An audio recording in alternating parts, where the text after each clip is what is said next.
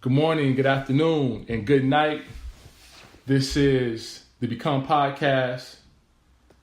My name is Marv Fox Jr. How do you become anything you dream, you declare, you commit, and success is your next breath?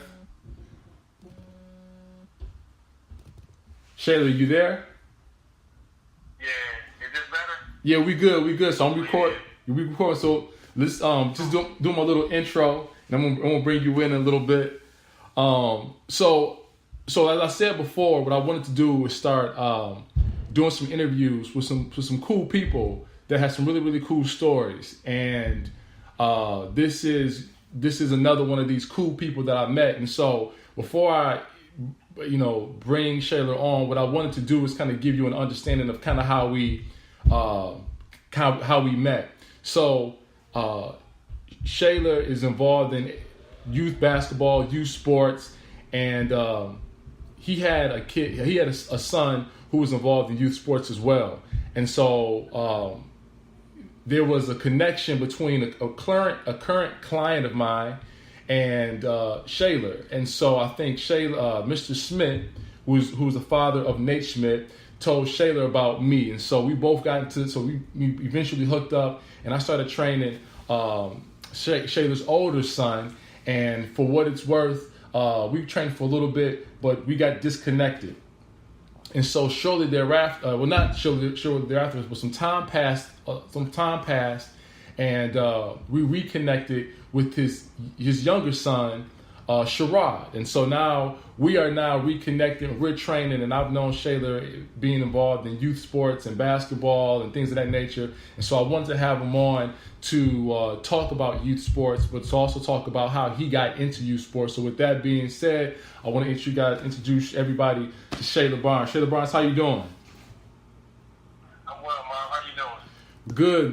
Good. So again, I just want to replay this. I just want to replay this story, some of the details, and then you can kind of chime in how you want. But I was training Shayler's older son, and we got disconnected. And so there was a time, and I don't know if you remember this, Shayler, but we were in high velocity. And so your son Shayler was then training with Troy, right? Yeah. So I was with, I don't know if you remember this, but you remember Stacy Horn? Yeah, I do. Okay, so she used to run a bunch of basketball leagues and tournaments. So anyway, I just got done training her son G, and then they bumped into you. Yep. And so they were and we were all in the same space and whatnot, and they were we were all in the same space. I just got done using high velocity for a training spot, and then we all kind of bumped into one another. And you were talking about Troy, and it was pissing me off. It was pissing me off so bad because I was like, now, like when we met, I wasn't that good. Now it made sense for Nate, but I wasn't that good yet. I hadn't figured things out the way I figured them out as of today. So when you were talking about Troy, it was pissing me off. So I knew you had a younger son, and I would have seen him with you and everything. And I didn't know if he would eventually play ball. I didn't know if he would be the one that you would invest in training again and all that stuff. But I just kind of kept my eye on you guys from a distance. And then last summer when you guys showed up at our basketball camp, I definitely wanted to show him a little bit of love because I could see he could play. And so I want to show him a little bit of love so that if there was an opportunity for me to train him again, I can get him into the gym. So it was very, very, it's almost one of those weird things where there's something about your kid and your support that I wanted in favor of my brand. And so it's a big deal. It's a big deal. You're like a big client. It's like I'm a marketing agency, and you're like Coca-Cola, and I just had to have your business. You know what I'm saying? So. Yeah, the funny part about that is I was over there throwing worms in the water to you when I was talking to you at camp.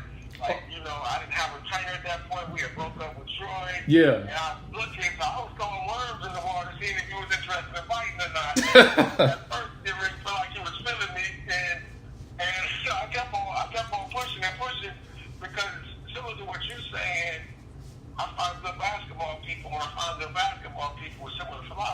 I want to stay a hold of it. I want to keep in touch with it. Sure. So in my experience with you, even though we weren't constantly in contact, my experience is every time I see you, we talk a little basketball. We chop it up a little bit, talk about your philosophy, my philosophy. And the reason why I try to stay close to you is because the way we were thinking about basketball, when we have been thinking about basketball for the last 4 years, is insane. And it's not often that you run into cats that are on the same page as you from a philosophy standpoint. I think this current generation of trainers is more about playing with it as opposed to doing something with it. Sure. And I'm opposed to that. And as I think about my baby, I'm opposed to that for him. I think it's more about. I think the game is more about. It's more about. It's more about the finish than the process as it relates to scoring. Yeah. So a lot of cats are into the move and being smooth with the move and look at how good you look as opposed to how what's necessary to be effective and efficient. Yeah. So some of those conversations we were having, and again, I've sort of been in my mind interviewing you for years because I needed to interview you, but because we disconnected, so I wanted to make sure that we were still on the same page. And I think that through my conversations with you, I got super comfortable that we were. And again, like I said, I was trying to fish for you, see if you was interested in training my boy. He needed some work. I knew we were going to be on the same page, so that was my thought with it. Cool. Well, that's good to know. It's funny how I'm fishing for you, you fishing for me, but it all worked out. So I think that's a great segue. So talk about how you got involved in just talk about basketball, because even I know you as a coach, and I know you in terms of coaching youth sports, but talk about how you got involved in basketball yourself, and then talk about how you got involved in youth sports. So for basketball, my story is kind of funny because I didn't sign up to coach. I signed up to be a parent. Yeah. And so the first year we played with this team in Columbine, we moved out here from Southfield. And prior to that, we used to play. My oldest Shayler was playing rec ball, and he just playing basketball. Not really growing the way I wanted him to grow. He was a young cat, so it wasn't a big deal. We came out here. We figured we dip our toe in the water, a little bit more competitive brand of basketball. We caught up with a team coached by this by a young coach out here who had a kid in the 4th grade. He was going to coach his 5th grade team. And so he coached the first year, second year. A buddy of mine was supposed to take over the team. First practice, he didn't show up. So I ran the practice. Second practice, he didn't show up. So I ran the practice. And then I reached out to Tyrone. And I was like, listen, I know your man that, but he ain't been to practice. Yeah. So we got an issue. So at that point, it became my team. And here it is, 14, 15 years later, I'm still coaching with Columbine. And the funny part about it is, I'm one of them funny cats where I'm not going to sit here and beat my chest about how well I coach. I'm not. What I will tell you is this, that I'm willing to drive down the treadmill for the way I coach. Yeah. I don't know everything. I don't. I really don't. But I'm willing to read, I'm willing to learn, I'm willing to hit seminars, I'm willing to watch video, I'm willing to break down video, I'm willing to talk to people and try to develop what I do that way. So I've coached with Columbine probably 15 years. Before that I coached another 5 years with church leagues and the rec leagues and stuff like that where we're just playing around. But that's how I got into basketball. I got into coaching because I like football. And I was going to be at every practice, and my boy wanted to play, Shayler wanted to play, so we went and played football. And I was there, and like I was going to be there anyway, so it really didn't matter. And I got a chance to coach and do what I like to do.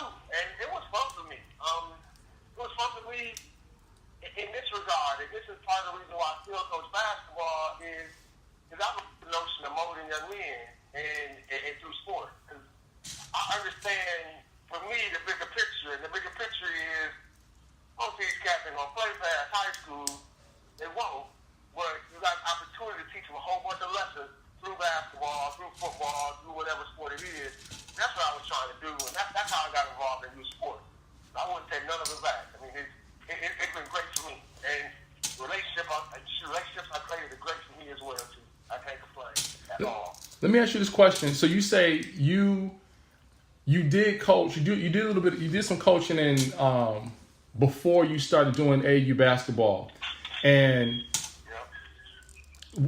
did how did you come up with, where did you come up with your format? Did you already did the coaching you did before AAU basketball provide you with enough of a foundation to come into a practice with a format, or did you get into coaching and then have to kind of improvise until you figured out a philosophy, until you made up or developed a philosophy about how you want to run your practice, what type of brand of basketball you want your teams to exemplify? How did you go about developing an identity as a coach when you were thrown into it versus kind of always wanting to be a coach? So it's a difference in philosophy, and it really is. But what I brought to the table when I started was energy. Okay. I was willing to learn. I was willing to listen. I was willing to fight, and I accepted the notion that I didn't know everything, and because I accepted that notion, it became real easy for me. So I didn't know everything, and on top of not knowing everything, I wasn't interested in failing. Not necessarily winning or losing, but failing. I wasn't interested in failing. So because of that, it meant I needed to go learn. And I spent time learning, like I said, going to camps, checking out stuff on the internet. I bought subscriptions, DVDs. Wow. I started out watching other coaches' practices, and I went to practice, I went to games. For me, it was all about trying to figure it out on the fly. And because I didn't come into a season with a plan or have a plan in place, the other was learning on the fly. And in retrospect, you could argue that, these sixth grade kids, I wasn't necessarily the best coach for them. Let me rephrase it. I wasn't the most credentialed coach for them. Mm-hmm. I didn't have all the credentials coming in. And I ain't even want to tell you all the one of them cats who always wanted to coach basketball. I wasn't that cat either. Yeah. I was the cat who liked it, who loved being around my son, who appreciated the opportunity at that time to kind of grow and play together. And I like to fight.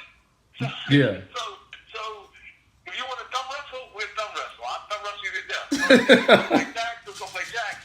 And I'm about winning. You know what I mean? I'm gonna fight you. You know what I mean? So this is another opportunity for me to prove that I like to fight. And so I figured I can figure out how to coach these cats and coach them well, and I'm gonna learn and I'm gonna grow. And there was a lot of stumbling along the way. I won't say it wasn't, but it got me to a point where I think it's the best point to be in life. Where I'm comfortable with who I am and what I believe, and because of that, I can teach cats now in a different way. It might not mean that you're on the same page as a parent, but what I have now is history, and my history supports what I believe in. And I think it's always been the same, but it's grown and evolved over time with such a way I believe that I can impart it on somebody else and give them this. I said, listen, I got a formula that works. I've used it before. I understand times are different now, but this formula that I'm able to tweak over time works. If you buy into it, you will succeed. If you don't buy into it, then that's a decision you make. And it's a fair decision. But this way I know works. I'm comfortable with it. It works. There's a few things you said, a couple of things you said that were really, really interesting. One of them was talking about not being afraid to fail. You said, obviously you said, I'm not about failing, so I'm going to put in a lot of work. But I also hear this, and part of it is what I know you do, but I know that you're more about the development piece, and you're not necessarily concerned with the finished product to the point where all you care about is the win. You care about developing kids. You care about moving them along. And then because of that, you're going to take a couple L's. You're going to get your butt beat a little bit. And then you said that sometimes maybe the parents don't always jive with that, because sometimes these parents now think that they got to win. They got to win right now. And there's some like grand prize for winning right now. How did you talk about that experience? Talk about that. The experiences, the conversations, the moments that led you to developing the confidence to say, we're going to focus on development. And we'll worry about being great later, but we're going to focus on developing kids the right way and teaching them these life lessons and developing these young kids to hopefully one day, preparing them to be one day be men. Talk about the moments in the life lessons and the conversations with the parents that led you to that philosophy in development and coaching. So I would tell you that's been a long path for me, and it was not one moment where a light kind of flipped on for me. It's been a long path, and the reality of it is really understanding what the bigger picture was. And when I tell you I like to fight and I believe in the fight, it's about me trying to win wars, not battles, but wars. And the war here is this young man in his life and developing him into the best person he can be. Not developing him into the best basketball player he can be, but the best person he can be. And for me, that don't necessarily mean winning this game. Matter of fact, it might mean losing this game if at the end of the day you become a better person as a result of it. And I believe that we can do that. And I developed that over a period of time. And what it was is my early philosophy. My early philosophy was all about winning. It was about winning. But it was so important to me. So we ran traps and presses, and I figured out all kind of presses and different presses and ways to beat my presses so you couldn't beat my press in order to win games. And I won games that way. And I won a lot of games. And I was real successful with a team. And then we went to this tournament. It's Adidas Takes 5. And they didn't change the name over time, but it was Adidas Take 5 in Cincinnati. And we went out there and we were going to this team out of D.C. They had a 5'10" point guard, and everybody else was 6'2" or bigger. Yeah. And every press that I ran, every change in defense that I ran got me to the same point. They beat me by 20. And that not did change anything, right? Mm-hmm. They could stretch it and they could squeeze it. So they got me. So I went back and said, listen, you lost this game, and you lost this game in part. You lost this game, but where are your kids as a result of? What are you doing with your kids as a result of? So we can go back to the lab and work on our press. And that teaches them teaches them spacing and zones and things like that. But what did you do for them? Yeah. What are you doing for them as opposed to what am I doing for myself and my resume? Mm-hmm. So when I start thinking about it that way, I start thinking at the end of the day, all these kids will go away from me and go to their high school or go whatever they're going to do beyond that. And they got to figure out how to be able to get in a phone booth with a cat, tighten up, make that fight, and win. And if they can't do that, then I'm cheating them. Yeah. No matter how much the help side is or the press is there, they got to be able to win that phone booth battle. Yeah. And so at that point, we start moving away from the thought of the greater team development and developing the team through the development of the individual. And we started building. It took time over time. It took a lot of time over the course of a long period of time. And I would tell you that the parents now are even more of a challenge with buying into that. Because my argument is this. You see cats out there playing 4, 5, 6 games a weekend. They practice twice a week. So they play 6 hours on the weekend and practice 2 hours, 2.5, 3 hours during the week. I think you're cheating your kids, especially when we talk about 6th, 7th grade kids. I think the reality is that the equation needs to be the opposite. You probably need to practice 60% of your time and play 40% of your time, or somewhere in that in that way. We talk about 7th graders. But that was the thought. It was that Adidas Take 5 tournament against that team out of DC that I didn't have any answer for, because at the end of the day, I didn't feel comfortable in the way we sit down and play man. Mm-hmm. So we could compete in that game. So at that point, we started looking at it totally different. So now, unfortunately, I take some L's, but I take L's because I understand. In some cases, I take L's because I understand that what I need to have happen with my team is to develop us from a skill standpoint. So by the time we get to the 8th, 9th grade time frame, we'll be skilled enough as a unit individually that we can play collectively well and do all kinds of things. Still do some of those other things, but at the end of the day, we can slap the floor and sit down and play some hard line man, and kill you that way as well. Let me ask you this question, and this is about so we've talked about how you got into coaching basketball. We talked about just an overview of your philosophy. And then what you just said kind of leads me to this question about practicing. Because when I watch a lot of youth play basketball, I see a lot of zones. I see a lot of 2-3. And I was talking to somebody recently about point guard development. And I don't want to get off into this tangent because these are conversations, future conversations I want to have for you. But I was telling them that I was saying that the position that's developed the most in probably the last 5 or 10 years has been the point guard position. You've seen a decline in the big fella, but you've seen an increase in development in the point guard, because the point guard is getting all these zones, all these full court pressure defenses thrown at him. Like you said, you come up with a bunch of different full court concepts to create turnovers and slow teams down. So I said the point guard is developing. But I said, now if you teach all of those zones, the tough part, or if you teach a lot of full court pressure, 1-2-2, 1-3-1, run and jump, all this other stuff, the difficult part is getting back to your man-to-man assignments. Now, I know that can be tough for college teams where you're expecting, there's an expectation, there's a precedent.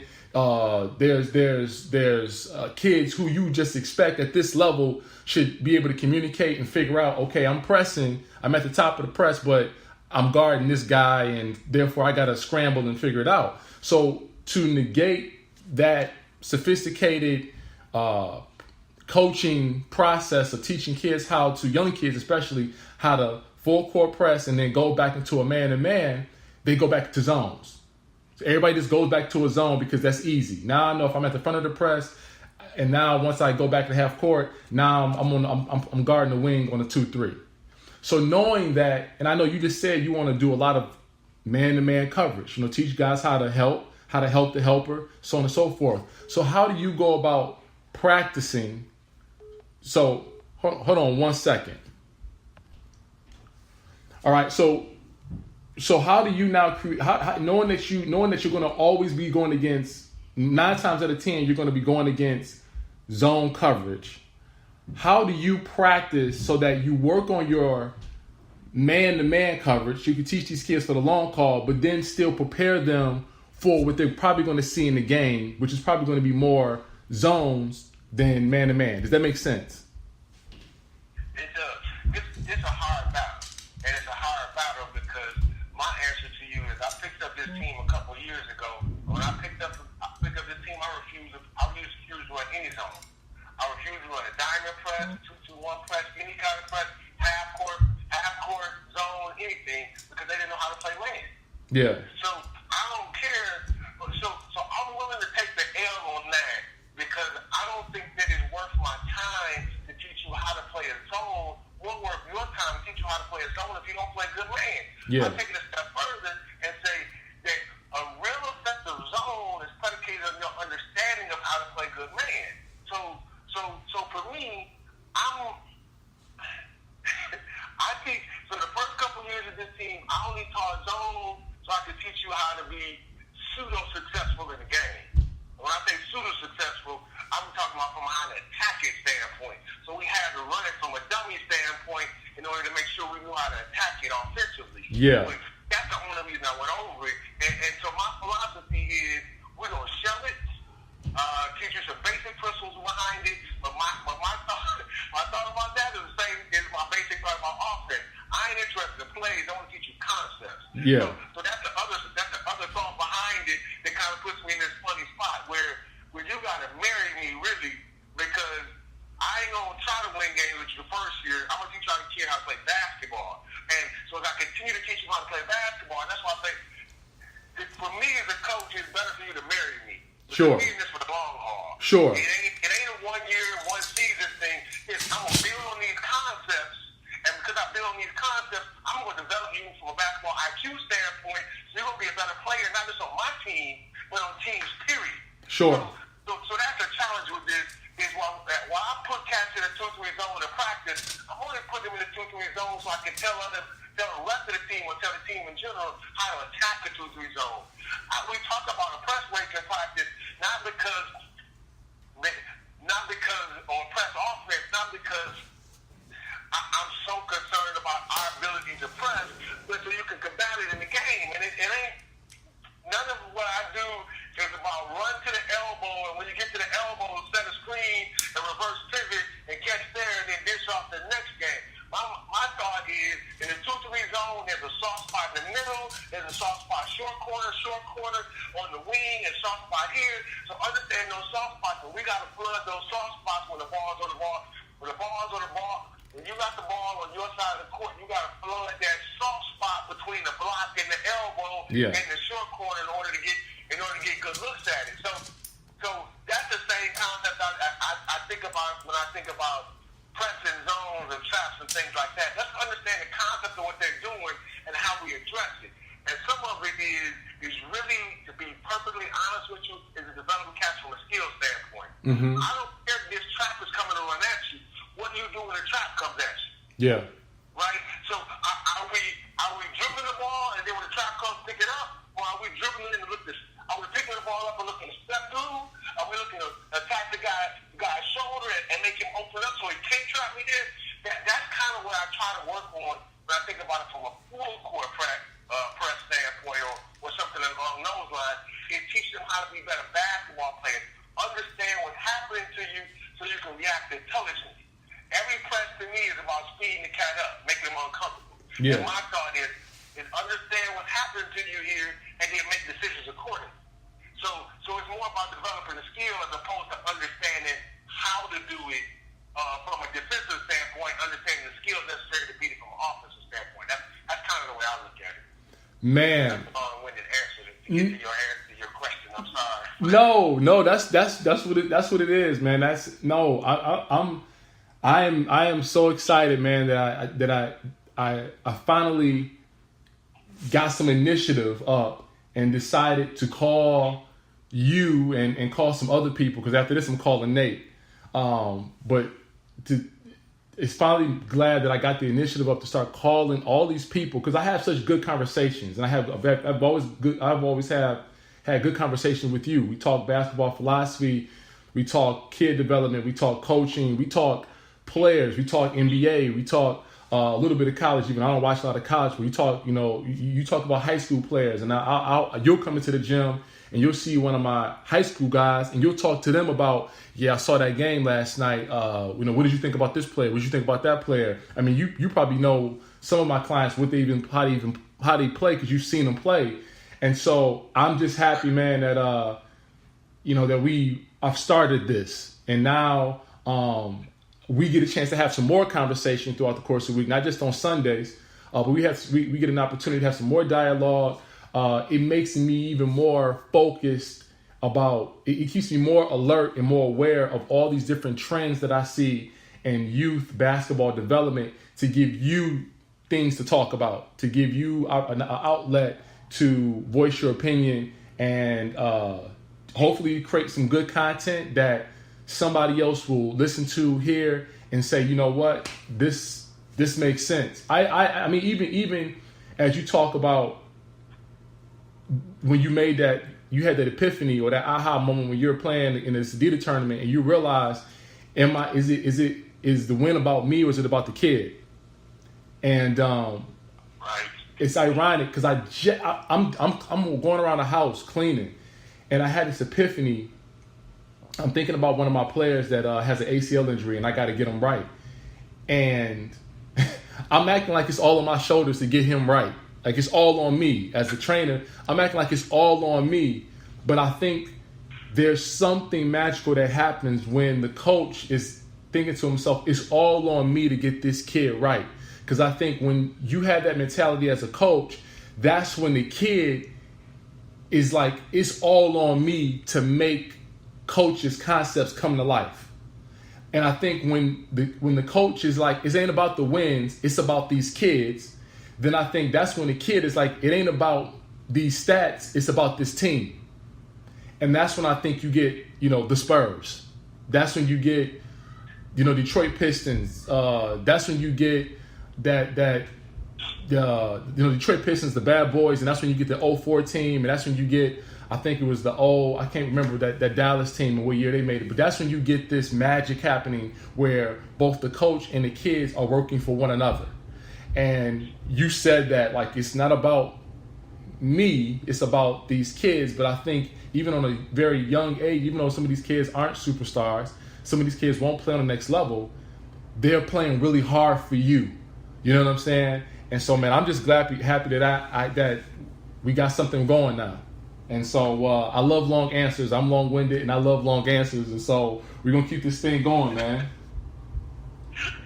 Hey, I'm about it. I appreciate the opportunity. I think this is, I think that when I get a chance to talk to somebody who knows what they're talking about, who understands the game, it kind of opens me up and lets me see some things a little bit different too. You know, so I appreciate those opportunities because not just the sounding board, but on some level affirmation, but on the other level a challenge. You know, questions sometimes challenge me to think about, you know, is this philosophy still the right philosophy? What you thought about that? Even some of the things that we work on when you're training a boy and the way we attack. Mm-hmm. I think about it the same way, but some of the pin down stuff is not stuff that I conceptually was teaching. You know what I mean? So it's that small next step. You pinning down as you continue to go by, and as opposed to just going by and let them get that chicken wing out there. I think that and some of that stuff becomes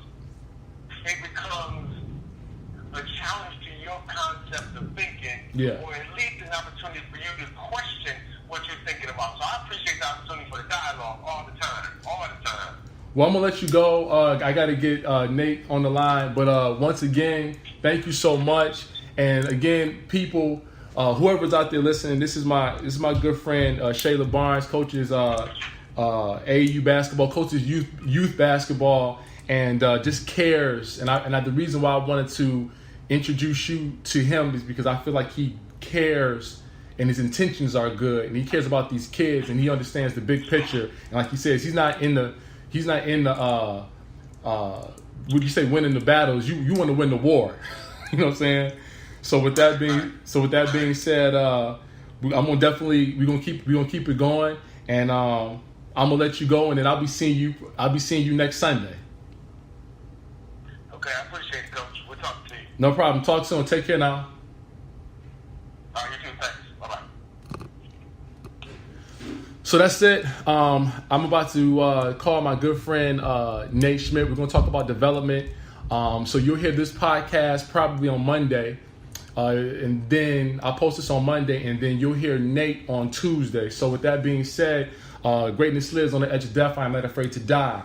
I will fight for my dreams. I will celebrate my dreams, and I will die for my dreams. Thoughts are things, and everything starts off as a thought first and springs from a place of mindfulness and clarity. My name is Mark Fikes Jr. and done.